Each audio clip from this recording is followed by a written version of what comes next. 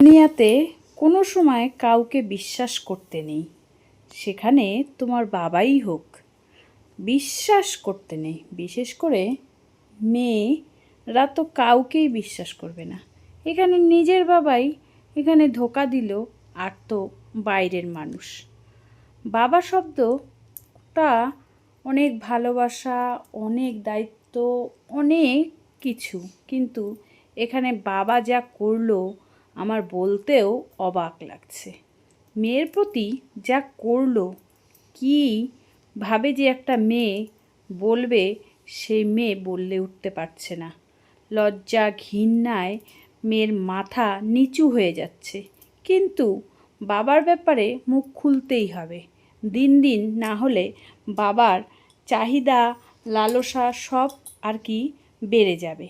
যতই আমার বাবা হোক, আমার তো মুখ খুলতেই হবে। এই বলে আমি চুপ করে বসে থাকলে হবে না যে আমি মেয়ে। আমি মুখ যদি না খুলি তাহলে পরবর্তীতে খুব সমস্যা হবে। জানি সবাই বিশ্বাস করবে না, কিন্তু বিশ্বাস তো আমার করাতেই হবে। আর বিশ্বাসটা যখন আমি হাতে নাতে ধরবো, তখনই আর কি বিশ্বাসটা হবে। আমার ভাবতেই অবাক লাগছে, আমার বাবা এই রকম। তো বাবাকে কি ভাবছি, আর বাবা কি, ছি, এটা ভাবতেও অবাক লাগছে। বাবা মনে হয় ভুলেই গেছে আমি বাবার মেয়ে, না হলে এরকম সে করে কি করে। অবাক লাগে চতুর্দিকে যখন দেখে বাবা মেয়ের সম্পর্ক, সেটা দেখে না বাবা। আমি ভাবি যে পাশের বাড়িতেও বাবা আছে, কিন্তু আমার বাবার মতন ভাবাই যায় না। আমার বাবা এরকম, আগে যদি জানতাম এরকম বাবার থেকে না থাকাই ভালো। মাকে হাজারবার বলেছি, কিন্তু মা বিশ্বাসই করেনি। মা আমার কথা পাত্তাই দেয়নি। আমাকে মা বুঝিয়েছে ওটা তো স্বপ্ন, ওটা তোর ভুল, কিন্তু আমি যে মাকে কি করে বুঝাবো, কি করে বলবো, সেটাই বুঝে উঠতে পারছি না। কারণ মা তো আমার কথা বিশ্বাসই করবে না। যাই হোক, মা বিশ্বাস করুক না বিশ্বাস করুক, আমার তো বাবার এটার প্রতিবাদ করতেই হবে। আমি যদি এখন প্রতিবাদ না করি, তাহলে দিনের পর দিন এটা আরও বেড়ে যাবে।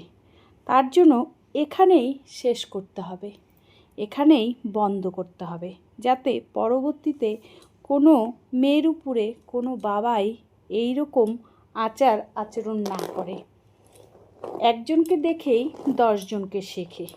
আর এখন যে পরিস্থিতি দুনিয়ার, কোনো কিছুরই কোনো বিশ্বাস নেই। বাবা হোক, মেয়ে হোক, মা হোক, ছেলে হোক, কোনো কিছু না। এই জন্য এগুলো ব্যাপারে একটু সতর্ক করা দরকার। তো সেই সতর্কটাই আমি আজকে করতে যাচ্ছি। আজকে আর আমি মুখ বন্ধ করব না, আমার আজকে মুখ খুলতেই হবে। আজকে যদি আমি মুখ না খুলি, আমি কোনো দিনই হয়তো মুখ খুলতে পারবো না। জানি মার কাছে খারাপ হব, আর বাবা যে আমাকে কি করবে সেটা আমি বুঝে উঠতে পারছি না। কিন্তু ওই যে সত্যি কথা বলতে কোনো ভয় নেই। সত্যি কথা যতই তিতা হোক, সত্যি বলতেই হবে। হ্যালো এভরিওয়ান, সবাইকে রুকসানা স্টোরিতে স্বাগত জানিয়ে আজকে একটা সুন্দর বাবা ও মেয়ের গল্প তোমাদেরকে শোনাবো। আজকের গল্পটায় তোমরা বুঝতে পারবে যে একটা বাবা কত রকমের বাবা হয়। যেমন কত রকমের মেয়ে হয়, সেখানে এরকম কত রকমের বাবা হয়। বাবার প্রতি বিশ্বাস কি করে থাকবে? কারোর প্রতি বিশ্বাস নেই, এখানে বাবার প্রতিও বিশ্বাসটা আর কি করাটা ঠিক না। কারণ এখন যে দিন দুনিয়া পড়ছে, খুবই খারাপ অবস্থা। তার জন্য সবাইকে একটু সচেতন সতর্ক থাকা উচিত। তো চলো, যারা দূরের থেকে দেখছো তাদের জন্য রইল অসংখ্য ধন্যবাদ, যারা কাছের থেকে দেখছো তাদের জন্য রইল অসংখ্য ধন্যবাদ। তোমরা আমার গল্পগুলো যদি ভালো লেগে থাকে, অবশ্যই লাইক কমেন্ট শেয়ার করবে, আর চ্যানেলটাকে অবশ্যই সাবস্ক্রাইব করবে। তো চলো, আজকেও বাবা মামির গল্পটি যে শুরু করতে চলেছি, একদম স্কিপ করবে না, স্কিপ করলে কিন্তু অনেক কিছু মিস করে ফেলবে। যদিও বা এটা আমার গল্প, কল্পনার গল্প, কিন্তু কল্পনার গল্প হলেও মানুষকে এই ব্যাপারে একটু সচেতন থাকার দরকার। তো চলো শুরু করা যাক। আমার নাম জরিনা। জরিনা নামটা আমার বাবার দেওয়ার নাম। বাবা আমার নামকরণ করেছিল জরিনা। তো কে জানে যেই বাবা ছোটোবেলা থেকে আমাকে এত ভালোবাসছে, সেই বাবার মধ্যে এত চেঞ্জ, এত পরিবর্তন। আমি না প্রথমে বুঝতে পারিনি, পরে গিয়ে আমি জিনিসটা বুঝতে পারছি যে বাবা তো আমার সাথে মানে এরকমভাবে খেলা খেলছে, সেটা আমি বুঝতেই পারিনি যে বাবা তো এটা খেলছে আমার সাথে রীতিমতন। আমাকে নিয়ে বাবার এরকম চিন্তা ভাবনা, আমি অবাক হয়ে যাচ্ছি। আমি সরল মনের মানুষ, জরিনা নাম রেখেছে আমার বাবা। ছোটোবেলার থেকেই মানে খেলাধুলা সব কিছুই ভালো আর কি বাঁচতাম, খেলাধুলাও করতাম, পড়াশোনাও করতাম, সব কিছুই। তো পড়াশোনার সাথে সাথে আমার বরাবরই আর কি যে শখ, আমি নিজের পায়ে নিজে দাঁড়াবো ছোটোবেলার থেকেই। বাবা মার ঘাড়ে আমি বোঝা হয়ে থাকবো না। আমি একদিকে পড়াশোনা করব, আর একদিকে আমি নিজের হাত খরচা, নিজের যাবতীয় আর কি আমি চালাবো। তো এই করে পড়াশোনার সাথে সাথে আমি যেহেতু খেলাধুলায় ভালো, তো আমি কি করছি, একটা আর কি কোর্সে ঢুকছি, মানে একটা ট্রেনিং যেটা হয় না আর কি ইনস্টিটিউট, সেখানে ঢুকছি। তো সেখানে বিভিন্ন রকম খেলাধুলা খেলতে খেলতে ওখান থেকে বেশ ভালো খেলি দেখে মাস গেলে একটা বেশ আর্নিং করি আর কি। তো আর্নিং করি, নিজের মতন নিজে চলি করি। বাবা আস্তে আস্তে তার জন্য একটু চিন্তা ভাবনাটা অন্যরকম হচ্ছে।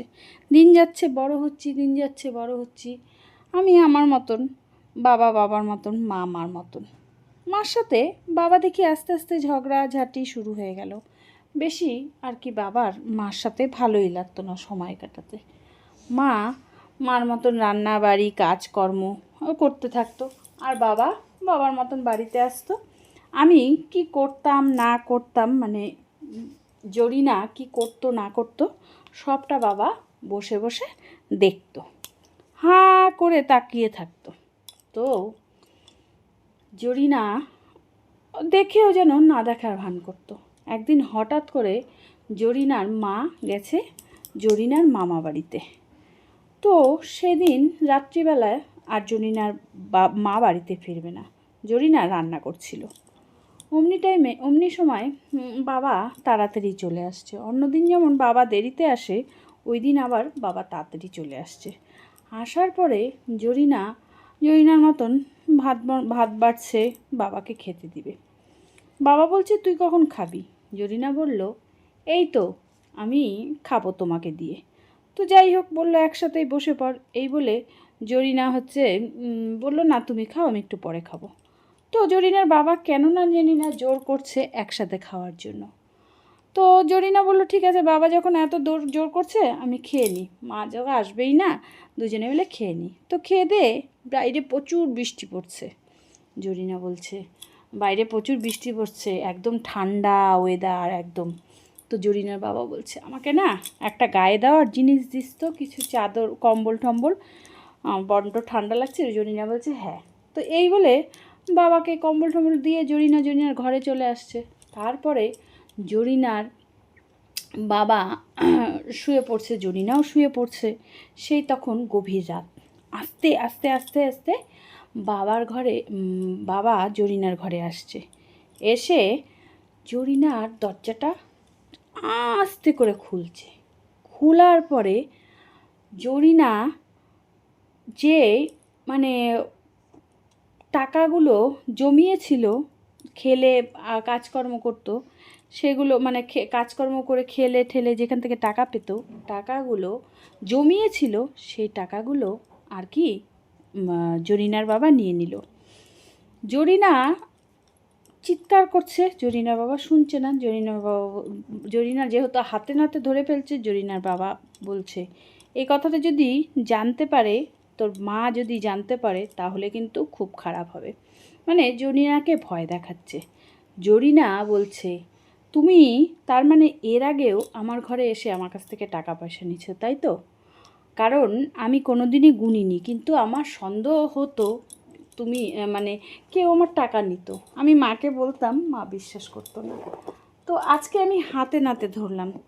তুমি কোথায় আরও আমাকে টাকা দিবে, তুমি না দিয়ে তোমার মেয়ের কাছ থেকে নিচ্ছ। ছি, লজ্জা লাগে না? তোমাকে কি বলবো, তুমি না আমার বাবা, কোথায় তুমি আমাদেরকে সাহায্য করবে, সাপোর্ট করবে, তুমি কোথায় রক্ষা করবে, সেখানে তুমি আমার টাকা নিয়ে ভোগ করছো। বাবা হয়ে মেয়ের টাকা নিয়ে টাকা নিয়ে মানে মেয়েকে টাকা না দিয়ে তুমি মেয়ের টাকা নিয়েই ভোগ করছো। ছি, কোথায় তুমি রক্ষা করবে, রক্ষা না করেই তুমি মানে ভোগ করছো। এই বলে রাত্রিবেলা যেহেতু মানে পুরো বৃষ্টি পড়ছে, শোনা যাচ্ছে না, আর জরিনার বাবা সমানে জরিনাকে শাসায় যাচ্ছে। এই কথা যদি বলছে ওর মা জানে, তাহলে খুব খারাপ হবে। জরিনা বলছে, মা তো তোমার কথা বিশ্বাসই করে না। আমি এর আগেও আকার ইঙ্গিত বলতে চেয়েছি যে বাবার কিন্তু আদব কায়দা বেশি ভালো দেখি না, কেন না জানি না। বাবা এরকম করে আর কি, মানে বাবার এসে বাবা তাকিয়ে থাকে, বুঝি না। তো জরিনার বাবা বলল, তোর মা বিশ্বাসও করবে না। তো জরিনা কি করছে, হাতে নাতে ধরে জরিনা সোজা ওই রাত্রিবেলায় বৃষ্টিতে ভিজে ভিজে পুলিশ স্টেশনে চলে যায়। গিয়ে ওর বাবার যে কীর্তিকলাপ, বাবার সম্বন্ধে আর কি, বাবা কি চেয়েছে না চেয়েছে, সবটা ওখানে গিয়ে ফাঁস করে দেয়। বলে যে আমি যা বলার পুলিশ স্টেশনে গিয়ে বলবো, কারণ তোমাকে এর আগেও আমি অনেকবার আর কি আমি এর মানে না বোঝার ভান করে আমি এড়িয়ে গেছি, এখন আর নয়। এটা তোমার শিক্ষা হওয়া দরকার। প্রত্যেকটা মেয়ের প্রত্যেকটা বাবার শিক্ষা হওয়া দরকার যে এরকম মেয়ের সাথে যেন অন্যায় না করে, যেখানে মেয়েকে রক্ষা করবে, রক্ষা না করে মেয়ে এরকম। তো এই চিন্তা ভাবনা করে জরিনা ভাবছে, আর এটা বন্ধ করা যাবে না, এখানেই শেষ করতে হবে। কারণ দিনের যেরকম মানে যেরকম অবস্থা হয়েছে, বিশ্বাসটা কারোর প্রতি না রাখাই ভালো। তো ওই জন্য জরিনা চিন্তা করলো, আমি যদি এখন আমার বাবাকে ছেড়ে দিই, এর আগেও আমি এরকম মানে যেহেতু বাবা অস্বীকার করে দিয়েছিল, বাবাকে ধরা হয়েছিল, বাবা অস্বীকার করে দিয়েছিল, তো তখন বাবাকে ছেড়ে দিয়েছি। এবার আর আমি ছাড়বো না, এবার সোজা পুলিশ স্টেশনে যাব। মা কি বলে বলুক, মা জানি বিশ্বাস করবে না, কারণ মা যেহেতু বাবাকে খুব ভালোবাসে, ওই জন্য বাবার কিছু খারাপ চায় না। কিন্তু এবার আর নয়, আমাকে অনেক বাবা আর কি কি বলবো। তো এই চিন্তা ভাবনা করে ভাবছে, অন্যায়ের বিরুদ্ধে আমি লড়বই, যত কষ্টই হোক, যত যে যাই বলুক, আমার লড়তেই হবে। দরকার পড়ে আমার বাবা হোক, মা হোক, যেই হোক। আমি এত কষ্ট করে টাকা পয়সা জমায় রাখছি, আর সেই টাকা পয়সা বাবা নিয়ে বাবা ভোগ করবে, সেটা তো কখনোই হয় না, না? এই বলে সোজা বাবা ওইদিকে না করছে, আটকাচ্ছে, আর ওইদিকে সোজা গিয়ে জরিনা পুলিশ স্টেশনে গিয়ে বাবার সম্বন্ধে সব কিছু এ থেকে জেড অবধি বলে। তারপরে পুলিশ স্টেশন থেকে বাবাকে এসে, মানে জরিনার বাবাকে এসে নিয়ে যায় ধরে। ওই রাতেই জরিনার মাকে জরিনার ফোন করে, আবার জরিনার বাবাও ফোন করে। তারপরে জরিনার মা ওই রাত্রিবেলায় গাড়ি রিজার্ভ করে চলে আসে, এসে সোজা পুলিশ স্টেশনে যায়। পুলিশ স্টেশনে দেখে বাবা লকআপে আর জরিনা বসে আছে। তারপরে জরিনার মা জরিনাকে গিয়ে বলছে কি হয়েছে। তখন জরিনা সব কথা খুলে বলল, সব কিছু খুলে বলল। তখন জরিনার মা জরিনার বাবার কথা বলছে, বেশ করেছিস, ভালো করেছিস, তুই একদম শিক্ষা দিয়েছিস, উপযুক্ত শিক্ষা, যাতে পরবর্তীতে কোনো বাবা যাতে মেয়ের টাকা পয়সা যাবতীয় জিনিসের উপরে যাতে নজর না দিতে পারে। উপযুক্ত শিক্ষা দিয়েছিস। পুলিশ স্টেশনে পুলিশ বলল জরিনাকে যে আপনি অনেক সাহসী, অনেক অনেক ভালো যে আপনি আপনার নিজের বাবার ব্যাপারে আর কি বাবাকে ধরিয়ে দিয়েছেন। তখন জরিনা বলল, হ্যাঁ আমি বলবই, কারণ আমার বাবা বলে আমি সাপোর্ট করব না। এই ছেলে জাতিদেরকে বিশ্বাস করতে হয় না, এদেরকে যদি না বুঝাই না শিখাই তাহলে তার জন্য আমার বাবা হোক আর যেই হোক আমি প্রতিবাদ করবই। প্রতিবাদ করতে আমি পিছু হাঁটবো না। আমি জরিনা, আমি সব সময় চাই ন্যায়ের বিচার। আজকে বাবা হোক যেই হোক, আজকে বাবাকে আমি দ্বিধাবোধ করলাম না, বাবাকে আমি পুলিশের কাছে ধরিয়ে দিলাম, যেটা অন্যায় অন্যায়। আর আমার মতন সব মেয়েরা যদি এরকম প্রতিবাদ করে তাহলে একদিন সব কিছুই নর্মাল আর স্বাভাবিক থাকবে। আর এই দুনিয়াতে কেউকে কোনো সময় বিশ্বাস করতে হয় না। তো আজকের গল্পটা তোমাদের কেমন লাগলো? আশা করি গল্পটা বুঝতে পেরেছো আমার গল্পটা। আর যদি ভালো লেগে থাকে তাহলে অবশ্যই একটা লাইক করবে, আর চ্যানেলটাতে নতুন আছো তারা অবশ্যই সাবস্ক্রাইব করে পাশে থাকবে।